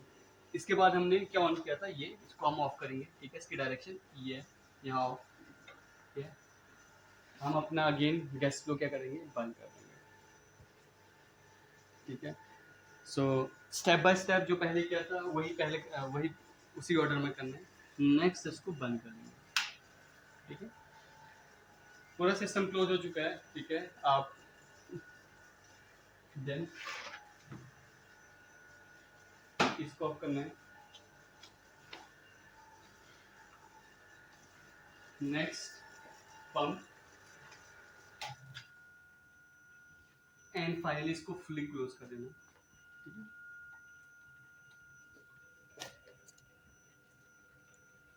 और ये मेरे को फाइनली ऑफ करना है। ये जो साउंड सुनाई दे रहा है ये टर्बो स्लो डाउन होगा। ठीक है। और मैंने प्रॉपरली बंद नहीं किया था इसलिए इसकी साउंड आ रही है। मुझे वेट करना चाहिए at least 5 to 10 minute so that is slow down. ठीक है। एंड नेक्स्ट अब मुझे इसको ओपन करना है। ठीक है। तो ओपन करने के लिए जो प्रोसेस हमने स्टार्टिंग में फॉलो की थी सेम प्रोसेस अभी भी मैं फॉलो करूंगा। वो जो प्रोसेस होगी, सबसे पहले यहाँ से मेरे को वैक्यूम रिलीज करना है। वैक्यूम रिलीज करने का मीन्स यहाँ पे है कि यहाँ पर एक छेद है जिससे मैं अलाउ करूंगा कि बाहर की जो गैस है वो अंदर जाए। ये साउंड कुछ आ रहा है।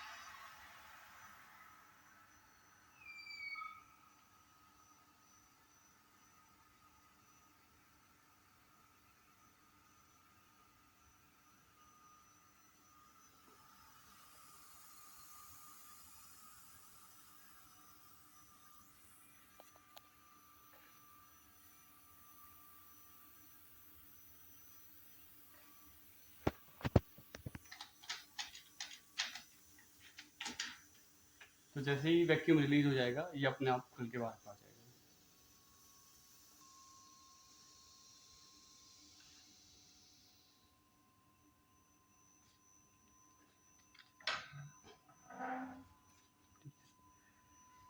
सो अगेन इसको हम निकालेंगे एंड मेक श्योर करेंगे।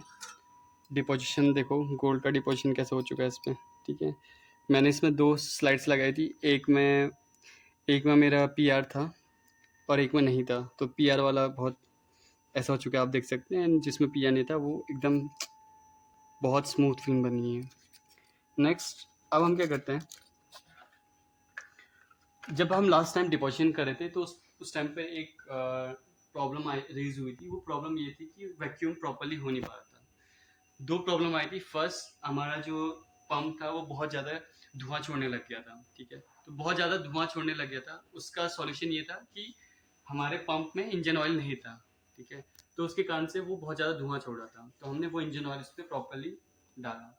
अगेन उसके बाद भी ये हुआ था प्रॉब्लम कि जब मैं जब मैं अ, जब मैं वैक्यूम क्रिएट करने लगा, मेरा पंप प्रॉपरली काम कर रहा, सब कुछ प्रॉपरली था, बट मेरा वैक्यूम ही क्रिएट नहीं हो रहा था। मेरी जो पिरानी गेज थी उसकी रीडिंग ही 999 से लो नहीं जा रही थी। और उसका रीज़न ये था कि जब मैंने क्लोजली मॉनिटर किया तो हुआ ये था यहाँ पे कि जो इसका जो रबर है ना, ये मोस्टली जो भी वैक्यूम सिस्टम होते हैं उसमें जो रबर की रिंग्स होती हैं वो बहुत इंपॉर्टेंट रोल प्ले करती हैं, ठीक है।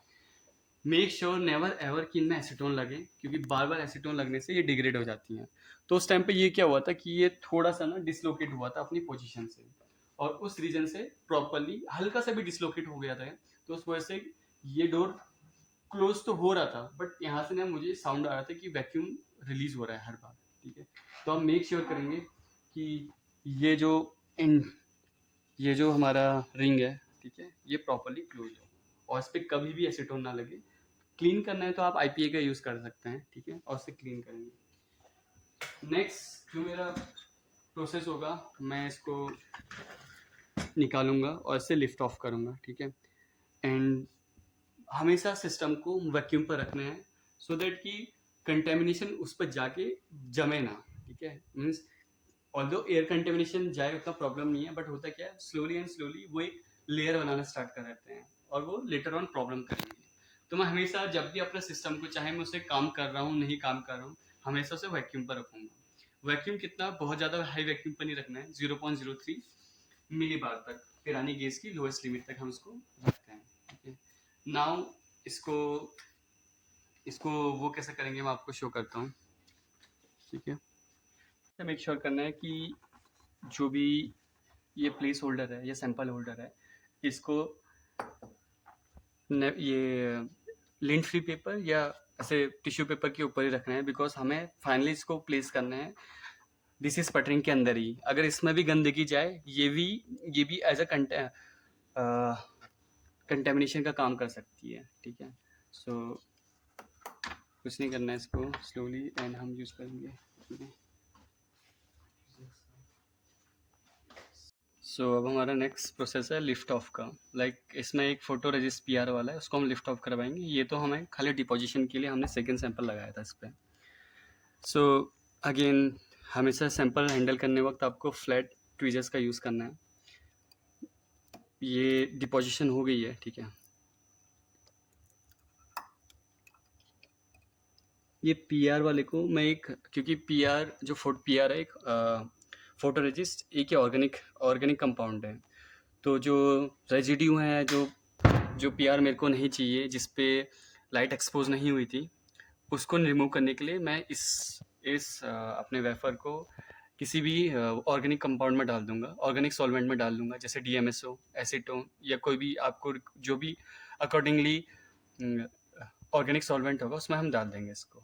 एंड सेकंड, जो मैंने अपना यहाँ पर एक फॉर मेजरमेंट की कैसे कितना अच्छा डिपोजिशन हुआ है या नहीं हुआ है उसके लिए किया था, तो ये वो सैंपल है ना। उसकी डिपोजिशन क्वालिटी चेक करने के लिए मैं क्या करूँगा, एसीटोन को या फिर जो भी आईपीए को हल्का सा अपने लिंट फ्री पेपर या टिश्यू पेपर में हल्का सा उसमें आईपीए लगा के हल्का सा रब करूँगा। अगर ये ईजिली निकल जाता है, इसका मीन्स अडहेशन बिटवीन सिलिकन और तुम्हारे जो डिपोजिशन फिल्म है उसके बीच में कम है। अगर अच्छा खासा है तो तुम ज़्यादा तेज़ी से भी रब करोगे तो वो ईजिली रिमूव नहीं होगा। हम यहाँ पर गोल्ड इलेक्ट्रोड्स को ही बना रहे हैं। इसका रीज़न ये है कि गोल्ड एक इनर्ट है, ऑल्दो कॉपर जो होता है एक अच्छा कंडक्टिंग मटेरियल होता है, but over the period of time क्या होता है, उसके ऊपर एक ग्रीनिश ऑक्सीडेशन हो जाता है। तो ग्रीनिश उसके ऊपर से ऑक्सीडेशन हो जाता है, सो उसकी क्वालिटी कंडक्टिविटी ख़राब हो जाती है over the period of time. But gold का सीन ये रहता है कि हम गोल्ड को इवन दो ऑर्नामेंट्स में भी इसलिए यूज किया जाता है, फर्स्ट उसकी जो चमक है first, and the second rare, क्योंकि रेयर मटेरियल है इसलिए कॉस्टली भी हो जाता है, and third over the period of time उसकी क्वालिटी कभी भी डिग्रेड नहीं होती है। सो सेम थिंग हमारे भी है, इलेक्ट्रोड की क्वालिटी कभी भी डिग्रेड नहीं होगी, विद टाइम बहुत लंबे समय तक सेम रहेगा। सो इसलिए गोल्ड प्रेफर किया जाता है ओवर एनी अदर मटेरियल। सो अब मैं चेक करूंगा कि इसकी क्वालिटी कैसी है, ठीक है। हल्का सा इस पर IPA या एसीटोन, हाँ यूजली एसीटोन रेड बोतल में रखा जाता है, तो इसको लगा के, ज़्यादा नहीं, ठीक है, थोड़ा भी, हाँ बस एसीटोन के।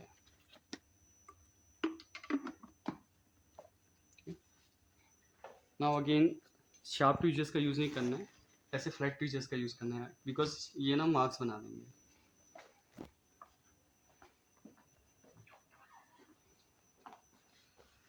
ना मैं क्या करूँगा, हल्का सा रब करूँगा इसको। तुम सैंपल को भी चेक कर सकते हो, एंड ये जो साइड में जहाँ पे डिपोजिशन हुआ है वहाँ भी चेक कर सकते हो। तो मैं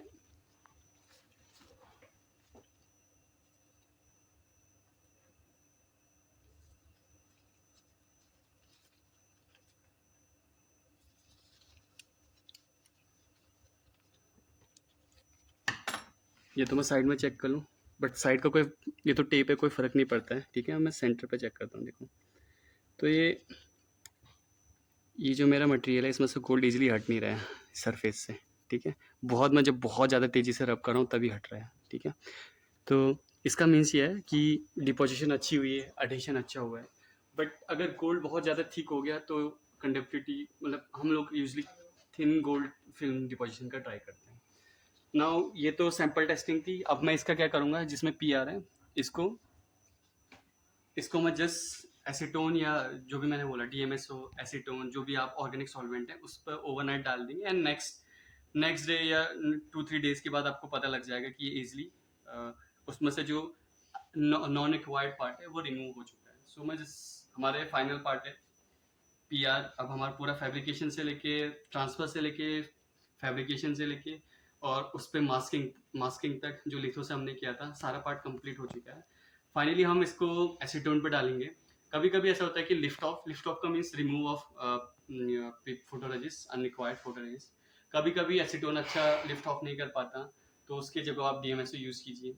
कभी कभी DMSO अच्छा काम नहीं कर पाता, तो तुम्हें एक्सप्लोर करना पड़ता है कि कौन सा आपके रिक्वायर्ड मटेरियल के लिए अच्छा है, ठीक है। फॉर हमारे मटेरियल हम लोगों ने देखा है कि एसीटोन और DMSO दोनों अच्छे काम कर रहे हैं, ठीक है। तो हम लोग अभी इसको एसीटोन में डाल देंगे ओवरनाइट, या फिर 1 दिन या 1.5 दिन बाद। ज़्यादा नहीं रखोगे तो उसका भी थोड़ा बहुत दिक्कत आ जाता है। मैक्स टू मैक्स 1 डे आप इसको रखेंगे। सो आई थिंक यहीं तक ये कंप्लीट हो चुका है पूरा fabrication part. That's all, thank you. थोड़ा बीकर लेके इसमें मैंने अपना जो फाइनली लिफ्ट ऑफ के लिए डाला है, हमेशा मेक श्योर करना कि आपका जो पार्ट है वो अपसाइड हो, ठीक है, उस पर स्केचेस ना आए। एंड देन बहुत ज़्यादा इसको भरना नहीं है, थोड़ा सा एसीटोन डाल दिया इसको, ठीक है। कुछ कुछ मटेरियल्स क्या होते हैं, कुछ कुछ जो कंपाउंड्स होते हैं इवेपोरेट हो जाते हैं, एसीटोन बहुत फास्ट इवेपोरेट नहीं होता है। सो इसको हम क्या करेंगे, कवर अप कर देंगे with the help of aluminium foil, ठीक है। जैसे DMSO है वो भी थोड़ा स्लो इवेपोरेट होता है। इस केस में IPA भी ऑर्गेनिक सॉल्वेंट का काम करता है, वो भी सेम लिफ्ट ऑफ का काम करता है, बट होता क्या है वो बहुत जल्दी हो जाता है, तो उसमें तो मस्ट है कि आप यूज करेंगे एल्यूमिनियम फॉयल। इसके केस में उतना जरूरी नहीं है, फिर भी हम इसके ऊपर एल्यूमिनियम फॉयल रखेंगे, दैट्स ऑल। अगेन मेरा डिपोजिशन हो गया है, अब मेरे को मशीन छोड़नी है, अब डिपोजिशन नहीं करना है फॉर फर्दर। सो हम इसको अगेन वैक्यूम पे रख के ही छोड़ेंगे, ठीक है। अगेन प्लेस होल्डर को, जो सैंपल होल्डर है इसको वहीं पे प्लेस करेंगे। अरे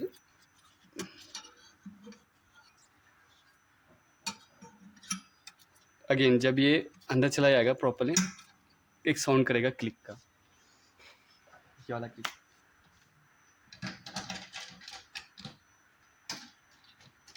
इसको हम फुली टाइट नहीं करेंगे, थोड़ा वैक्यूम छोड़ेंगे, थोड़ा गैप छोड़ेंगे, सो दैट ये खुद क्लोज हो जाए, ठीक है, वैक्यूम सकेशन से। यहाँ पर हमने ओपन किया था, इसको क्लोज करेंगे, ठीक है। Next first water flow check करना है आपको, ठीक है, प्रॉपर वाटर फ्लो हो रहा है, ठीक है। Next again part by part, अभी हमें टर्बोमोलिकुलर पंप की ज़रूरत नहीं है वैक्यूम क्रिएट करने के लिए, जस्ट इस पंप से हम काम चला लेंगे। सो ओपन किया, ये रीडिंग डिक्रीज करेंगे, एंड अगर डिक्रीज नहीं करनी है तो आपको चेक करना है कि ये टाइटली है, फर्स्ट सेकेंड ये बंद है। नाउ धीरे धीरे धीरे ये डिक्रीज करना स्टार्ट करें।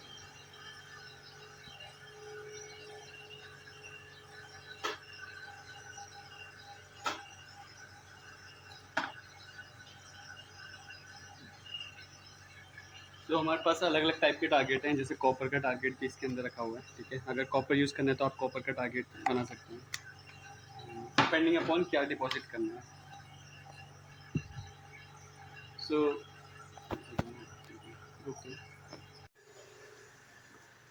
ये वैक्यूम क्रिएट हो चुका है, 0.07 काफ़ी है इतना, ठीक है। इसके बाद जस्ट क्लोज करना है, सेम प्रोसेस फॉलो करना है आपको। पहले वो क्लोज किया, ये क्लोज होगा। अभी कोई साउंड नहीं आया बिकॉज टर्बो मॉलिक्यूलर पंप हमारा चल नहीं रहा है। So at the end of the video मैं अपना इंट्रोडक्शन देता हूँ। तो मेरा नाम मनीष सिंह पवार है, मैं अभी करंट डॉक्टर किरण शंकर हजरा सर की लैब में एज ए GRF प्रोजेक्ट काम कर रहा हूँ। मेरा लास्ट 5 मंथ से मैं यही काम कर रहा था, एंड अभी मेरा 10 ईयर कंप्लीट हो चुका है, and I am moving for something else.